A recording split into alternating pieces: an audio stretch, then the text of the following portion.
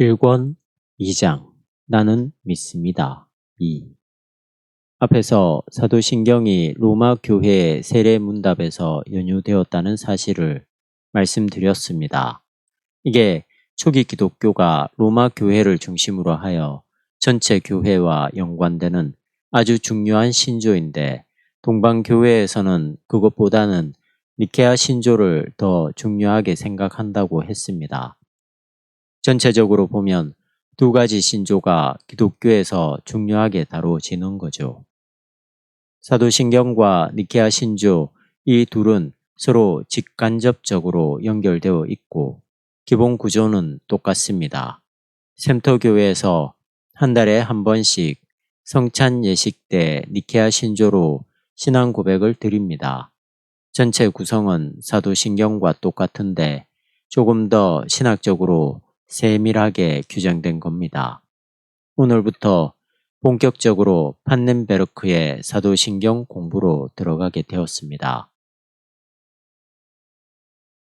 오늘 공부는 소위 신앙론입니다. 믿음에 대해서는 제가 다른 글에서도 여러 번 썼습니다. 한국교회에서는 이 믿음이 지나치게 강조되거나 왜곡된 경우가 많습니다. 물론 중요한 게 당연한 거죠. 특별히 로마 가톨릭 교회와 약간의 차이를 두고서 우리가 그것을 강조하는데, 그건 마틴 루터가 제기한 세 가지 신학적 슬로건 가운데 하나가 바로 이것 솔라 피데, 즉 오직 믿음이기 때문에 그렇습니다. 우리의 행위가 아니라 오직 믿음이라는 점을 개신교가 오랫동안 강조해 왔기 때문에 한국 교회에서 특별히 이 믿음이 중요시 되고 있습니다. 그건 좋지만 믿음 만능론으로 흘러가면 곤란합니다. 우리가 앞으로 차츰 이야기하면서 정리를 하겠습니다. 미리 한마디 짚고 넘어간다면 다음과 같습니다. 믿음이라고 할 때 믿는 사람 자체가 중요한 게 아니라 믿음의 대상이 중요합니다. 아니, 그게 똑같은 말 아니냐 하고 생각할 수 있는데 결코 그렇지 않습니다. 우리가 누구를 믿느냐 하는 그게 중요한 거죠. 누구냐가 중요한 거죠. 성삼위일체 하나님, 예수 그리스도, 성령이 신앙의 내용입니다. 사도신경의 뒷부분에 나오는 항목인 사제와 교회까지 포함할 수도 있습니다. 이런 신앙의 내용이나 대상을 중요하게 생각해야 하는데 거기에는 관심이 없고 믿고 있는 자기 자신을 중요하게 생각할 수 있습니다. 그건 문제예요. 믿음 만능론은 사이비 이단들에게 잘 나타나는 현상입니다. 통일교라든지 최근에 불거진 신천지라든지 심지어는 JMS 교도들도 믿음을 강요하거든요. 사실 어떻게 보면 사이비 이단 소종파로 갈수록 믿음 자체로만 보면 더 강합니다. 우리 정통 기독교에서는 믿음이 중요하기는 하지만 그 믿음의 대상이 되는 하나님이 더 중요합니다. 하나님이 누군지를 잘 이해하는 이것이 중요한 거죠. 우리 삶의 토대인 그 하나님이 누구냐를 알기만 하면 결국 믿게 되는 거거든요. 믿을만 하면 믿게 되는 거지요. 이건 다른 일상에서도 비슷할 것입니다. 억지로 우리가 누구를 사랑할 수 없잖아요. 사랑할 만한 사람이 나타나면 사랑하게 되잖아요. 책도 읽을 만한 내용이 되면 읽거든요. 억지로 읽지는 못합니다. 판넨베르크는 여기서 믿는다는 말을 믿음과 신뢰로 나누어서 설명합니다. 사도신경의 첫 문장이 나는 믿습니다로 시작되니까 그걸 아는 게 우선 중요합니다. 세례, 신앙, 그리고 신앙 고백은 사도직의 권한이라는 점에서 같은 짝을 이루고 있다.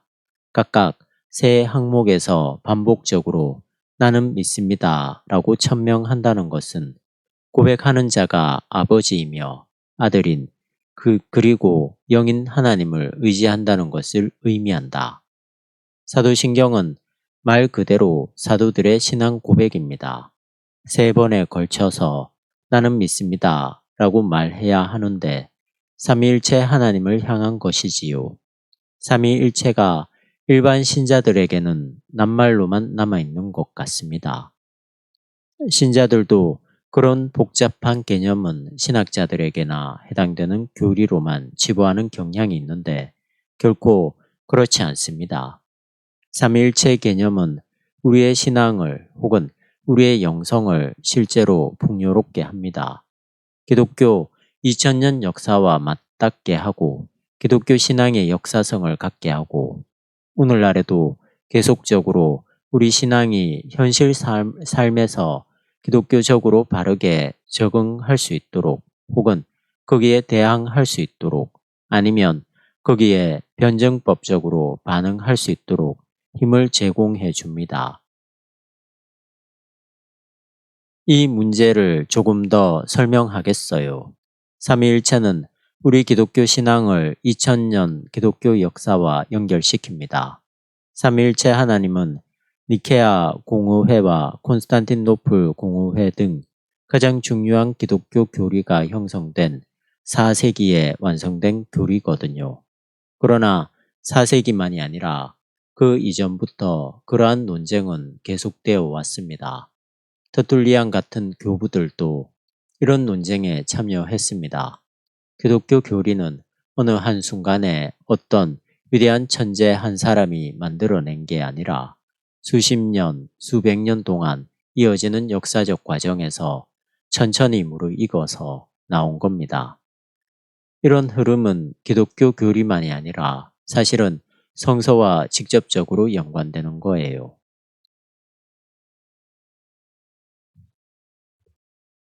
사도신경이 사실은 복음서 기자들에게도 직간접적으로 연관됩니다. 성서도 천천히 이스라엘의 역사를 통해서 어떤 사상들이 무르익고 그것이 중간중간 어떤 위대한 성서 기자들 혹은 명성가들에 의해서 실제적인 틀을 갖게 되고 그것이 어떤 순간 카이로스의 순간에 이르러서 하나의 교리로 아니면 하나의 문서로 작성되는 겁니다. 기독교 신앙의 초석이라 할 부활 신앙도 그렇습니다. 부활 사상이 구약 성서에는 별로 강하지 않습니다. 사후의 삶에 대해서 구약 성서는 별로 이야기하지 않습니다. 구약에서는 인간이 죽으면 게헨나 혹은 스올이라고 하는 땅의 어두침침한 곳에 떨어집니다. 우리가 믿고 있는 부활의 새로운 세계, 밝고 빛나는 영생이 구약 성서에서는 발견할 수 없습니다. 바벨론 포로 이후에 묵시 사상과 더불어서 부활 사상이 싹이 트게 됩니다. 이런 사상이 싹트게 되는 논리적 배경이 있는 거지요. 보세요. 이스라엘 사람들이 하나님의 선민이라고 하고 하나님의 뜻대로 살고 예루살렘 성전과 더불어 꾸준히 하나님의 백성으로 살아갔는데 왜 바벨론 포로로 잡혀와서 이렇게 사느냐 하는 문제의식을 갖게 되었습니다. 왜 이 땅에서는 하나님을 따르는 사람들에게 늘 좋은 일만 일어나는 게 아니고 오히려 하나님을 따르지 않는 사람들이거나 악한 사람들에게 더 좋은 일들이 일어날 때가 많은가 하는 질문을 하게 된 겁니다. 하나님의 정의가 뭐냐에 대한 질문이지요. 그걸 신학 용어로는 신정론이라고 합니다. 이 신정론 문제는 신구약 성서 전체의 핵심적인 주제라고도 할 수 있겠습니다. 예수님이 십자가에 달리신 사건도 신정론적인 차원에서 이해될 수 있어요. 왜 의로운 자, 하나님의 아들이 하나님 나라에 온전히 몰입해서 살았던 예수가 가장 저주스러운 십자가 처형을 당할 수밖에 없었을까요? 바벨론 문제로 다시 돌아가서 그 시대 사람들이 얻은 대답은 이와 같습니다. 하나님의 정의는 이 땅 위의 삶만으로 결정되는 것이 아니다. 인간이 죽은 다음에 새로운 세계에서, 그러니까 새로운 애원에 그들이 하나님과 하나 되는 하나님의 세계에 들어간다. 그때 하나님의 정의가 아주 구체적으로 실현된다. 그렇게 믿게 된 거죠. 이런 생각과 믿음이 부활 사상의 단초라고 할 수 있습니다. 그런 것들이 몇백 년 동안의 세월을 거쳐 초기 기독교에서 예수 그리스도의 부활을 통해 아주 구체적인 형태를 얻게 되었어요. 성서와 역사와 더불어서, 성서는 역사와 더불어서 하나님에 대한 신앙을 발전시켜 왔다고 볼 수 있습니다. 그게 하나님의 통치, 계시 방식입니다. 그 하나님의 계시에 바르게 반응한 민족이 이스라엘이며, 또한 예수 그리스도 사건에 참여한 초기 기독교 공동체라고 할 수 있습니다. 어쨌든 제가 말씀드리는 것은 역사 안에서 하나님의 계시 사건, 그것에 대한 인간들의 반응, 이런 것들이 일어났고, 그래서 성서가 형성되고 기독교 교리도 만들어졌다는 것입니다.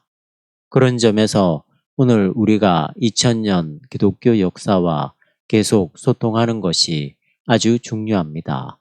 그 역사가 없으면 지금도 없으니까요. 오늘 어떤 기독교인들은 역사의 과정과 그 깊이를 중요하게 생각하지 않고 지금 여기서 예수 믿고 영접하고 용서받았다는 기쁨과 평화를 누리며 살면 된다고 생각합니다. 대단히 실존적인 신앙을 가지게 된 거죠. 그런 신앙이 중요하기는 하지만 그런 실존에만 떨어지면 기독교 신앙의 토대와 방향을 모르는 거죠.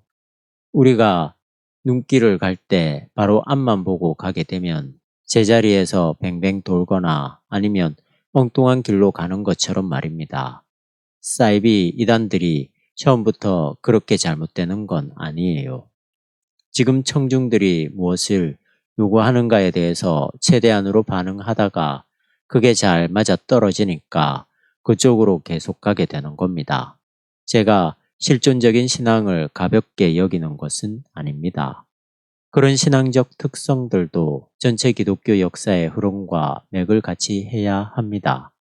단절된 상태에서는 우리 신앙의 방향이 왜곡될 수도 있는 겁니다.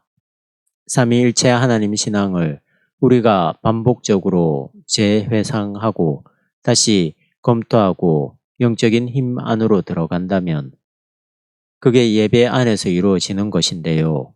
영적인 힘 안으로 들어간다면 그런 과정을 통해서 우리는 기독교 2000년 역사와 호흡할 수 있는 거죠. 본문으로 돌아오겠습니다. 나는 믿습니다 라고 천명한다는 것은 고백하는 자가 아버지이며 아들인 그리고 영인 하나님을 의지한다는 것을 의미한다. 이로써 그는 세례의 축제에 참여하게 되는 것이다. 고대 교회에서 이러한 축제 형식은 신앙 고백적으로 연결되어 있는 마귀에 대한 3번의 거절로 나타난다. 피세례자는 자신의 고백에 근거해서 세례를 통하여 부활하신 예수에게 맡겨지도록 삼위일체의 하나님에게 양려되었다. 그 예수는 아버지와 하나가 된 바로 그분이다. 위 문장은 아주 기초적인 기독교 신앙인데 중요한 게 다 여기에 들어 있습니다. 세례를 통해서 우리의 운명이 예수 그리스도에게 맡겨졌다는 것 아닙니까? 기독교 교리를 여러분들이 알고 있다고 생각할지 모르겠지만 정보로만 아는 것하고 실질적으로 깨우쳐서 아는 것하고 다릅니다. 세례를 받음으로 예수 그리스도에게 온전히 맡겨졌다는 것을 단순히 명제로가 아니라 실질적으로 어떻게 이해하고 받아들일 수 있을까요? 이것은 칭의, 부활, 재림 등등의 문제들과 복합적으로 연관되는 이야기입니다. 신앙 고백과 세례와의 연관이 오늘 우리의 의식 구조에서 더 이상 전제 조건이 되지 못함에도 불구하고 나는 믿습니다에 담겨 있는 두 단어의 의미와 무게를 정당하게 측정하기 위해서는 그 연관을 기억해야만 한다. 3번 나는 믿습니다 라고 고백할 때 오늘의 기독교인들에게도 역시 중요한 것은 아버지이며 아들이며 그리고 성령이신 하나님을 의지한다는 것이다. 삼위일체 하나님은 창조주 아버지, 구세주 예수 그리스도, 그리고 생명의 영인 성령입니다.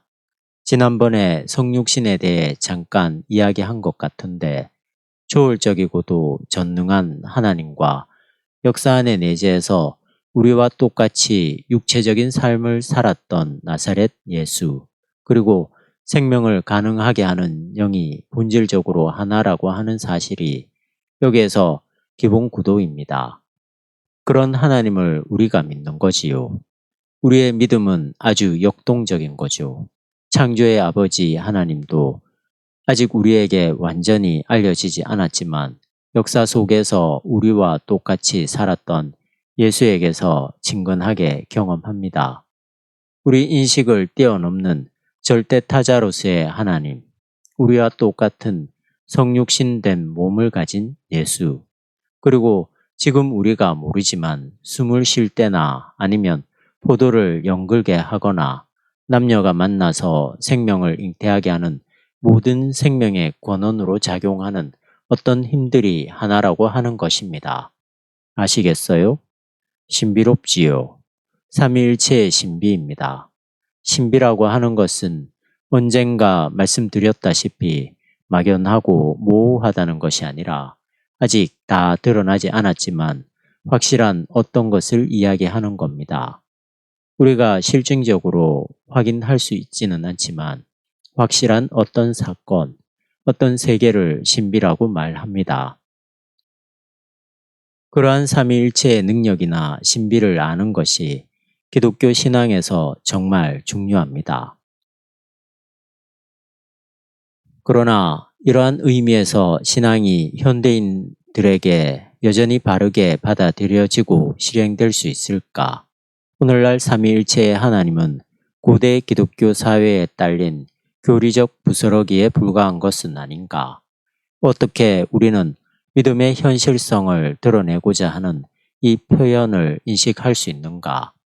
우리 스스로 완전한 신뢰심으로 이런 현실성에 의지할 수 있다는 관점에 토대해서 말이다. 오늘날 우리가 경험하듯이 하나님에 대한 밋밋한 언급은 분명히 심각한 문제이다. 기독교 신자들은 일반적으로 볼 때 하나님에 대해서 관심 없습니다. 그냥 축복받고 죽은 다음에 하늘나라에 간다는 정도이지 하나님의 삼위일체 존재 신비에 대해서는 관심이 없습니다. 하나님을 뒷방 늙은이 정도로 취급하는 겁니다. 그래요. 삼위일체 하나님은 교회 안에서 뒷방 늙은이 취급을 당하고 있습니다. 제가 어떤 글에서 하나님 망각이라고 했습니다. 하나님이라는 낱말은 있는데 하나님의 현실들이 교회 안에서 살아나지 못하는 겁니다. 절대타자이신 하나님에 대한 두려움, 그 낯섦 같은 경험들이 우리들에게 별로 없는 거지요. 하나님에 대한 삼위일체론적인 신앙 형식이 실제로는 그 신앙과 대립적으로 진행되는 우리의 세상살이와 그 표현에 적절한 것인가? 현재의 삶에 내재한 모든 것이 억압적인데도 불구하고 미래에 대한 신뢰가 신앙적으로 표현될 수 있는가? 지금 우리는 삼위일체론적 신앙으로 살지도 않고 이 세상이 그것과 상관없이 굴러가고 있는 것처럼 보이지 않습니까? 성령으로서의 하나님이 우리가 지금 경험하고 있는 오늘 현대 사회에 어느 정도나 어필이 되겠습니까? 그냥 모든 게 다 경제 논리로만 돌아가고 있어요. 이건 길게 설명할 필요도 없이 분명하죠. 우리가 경험하는 삶은 억압적입니다.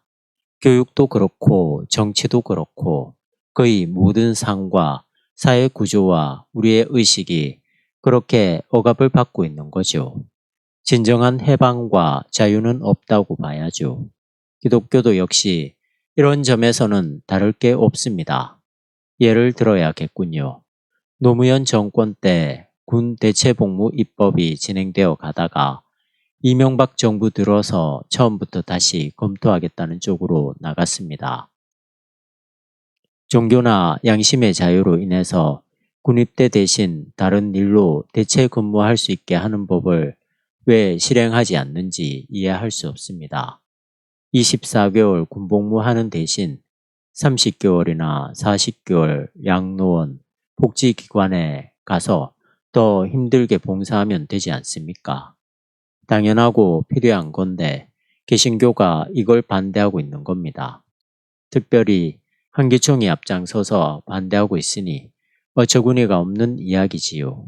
창조의 하나님, 십자가의 처형을 당하셨지만 부활하신 예수 그리스도, 생명의 심층에서 우리를 이끌어가는 그 영을 믿는 기독교인들이 이 세상에서 그런 믿음대로 살고 있을까요?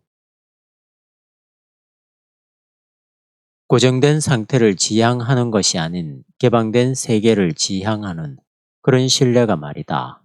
어떻게 이런 신앙이 사도적 신앙 고백의 형식화에서 재발견될 수 있는가?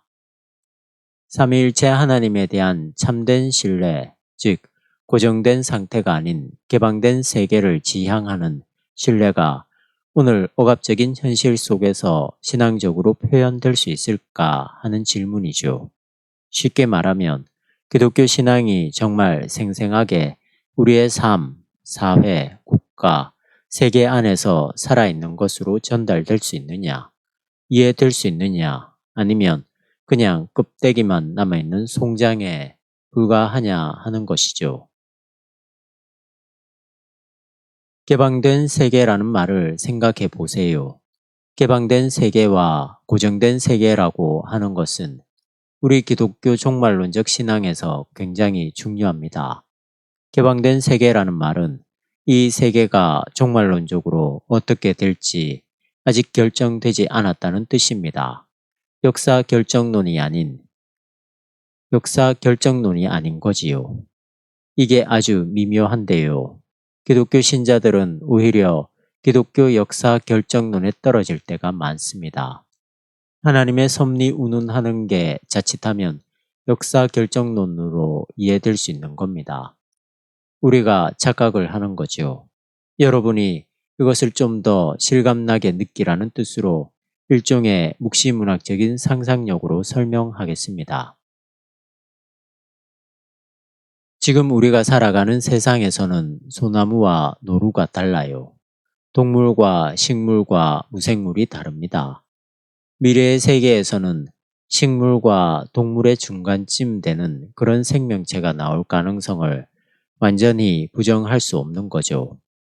우리가 전혀 예상할 수 없는 세계로 가고 있다고 하는 것은 역사에 대해서 무책임한 것이 아니라 역동적인 거예요. 사회적으로도 그렇습니다.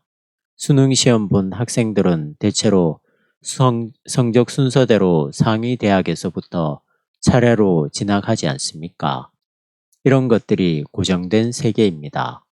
그런데 예수님의 비유에 보면 꼴찌가 첫째가 된다고 하잖아요. 수능시험에 꼴찌서부터 서울대학교 보내는 사회 시스템이 된다는 것은 우리 고정된 세계관을 가진 사람들에게는 상상할 수 없는 이야기인데 개방된 세계관을 가진 사람들에게는 얼마든지 가능한 세계입니다. 그렇게 된다고 해서 세계가 불행해지는 것은 아니잖아요. 이게 다 삼위일체론과 연관해서 생각할 수 있는 문제들입니다. 핵심적으로 말씀드리는 것은 바로 그겁니다. 우리가 믿는다고 하는 게 뭐냐 하는 거죠. 권선징악의 주체인 옥황상제나 재앙을 물리쳐주는 귀신이 아니잖아요. 내가 열심히 일했으면 칭찬받고 그만한 대우를 받는 게 신앙의 목표도 아니고요. 그런 방식으로 한다면 굳이 삼위일체 하나님을 믿을 필요는 없어요. 그건 그냥 산신령을 믿으면 됩니다. 수석 하나 책상에 올려놓고 매일 거기에 절하면서 살아도 얼마든지 편하게 살 수 있습니다. 우리 기독교 신앙은 그런 게 아니라는 거죠. 돌이나 산신령이 아니라 인격적인 하나님을 믿는 것이죠. 인간과 똑같다고 해서 인격자가 아니라 그분의 고유한 방식으로 세계를 통치하고 구원하고 계획하고 종말론적으로 우리에게 다가오시는 그분을 믿는 겁니다. 우리가 같이 공부하면서 신학적 용어들이 눈에 들어올 때도 있고 그렇지 않을 때도 있습니다. 당장 들어오지 않더라도 크게 걱정하지 마세요. 한 20%만 알아들어도 좋습니다. 전문적인 용어는 우리들에게 익숙하지 않기 때문에 이해하려면 시간이 걸리지만 자주 듣다 보면 전반적인 흐름을 알게 되고 콘텍스트 속에서 단어들의 의미가 살아나게 될 겁니다. 신학 용어들은 단순히 낱말의 정보가 아니라 살아있는 개념들이기 때문에 신학 사전만으로 충분히 이해할 수는 없습니다. 여러분들이 강의를 들으면서 그러한 단어들이 낯설더라도 염려하지 말고 인내심을 갖고 기다려 보시기 바랍니다. 신앙의 깊이로 들어가려면 하나님과의 관계를 부단히 유지하는 삶의 태도가 필요하다는 말과 비슷합니다. 어쨌든지 기독교 신앙은 성삼위일체 하나님이 누구인지를 잘 공부하고 생각의 폭을 넓히는 것이 상당히 중요합니다. 고정된 세계가 아니라 개방된 세계라는 개념이 오늘 공부한 것 중에서 가장 중요합니다. 개방된 세계에 근거해서 우리는 새 하늘과 새 땅을 설레는 마음으로 기다릴 수 있습니다. 오늘 대구 성서 아카데미 성서 묵상 글에서 부활 이후에 우리가 어떻게 될지 전혀 모른다는 이야기를 했어요. 우리는 세계가 어떻게 변한다고 하더라도 그런 것에 대해서 두려워할 건 없겠죠. 좀 비약해서 말씀드리자면 우리가 시냇물이 될 수도 있겠지요. 지금 우리가 경험하는 우리의 정체성이 유지되는 것을 가장 중요하다고 생각하잖아요. 내가 없어지면 아무것도 아니니까요. 자기 집중이 너무 강해서 내가 아닌 다른 무엇이 된다는 것에 대해 너무 크게 공포심을 갖고 있는 것 같습니다. 그것을 넘어서야 될 거예요. 여기에는 신뢰가 필요합니다. 아주 오래전, 그러니까 1600~700년 전 초기 기독교인들이 고백한 삼위일체 하나님을 오늘 우리가 어떻게 생생하게 경험할 수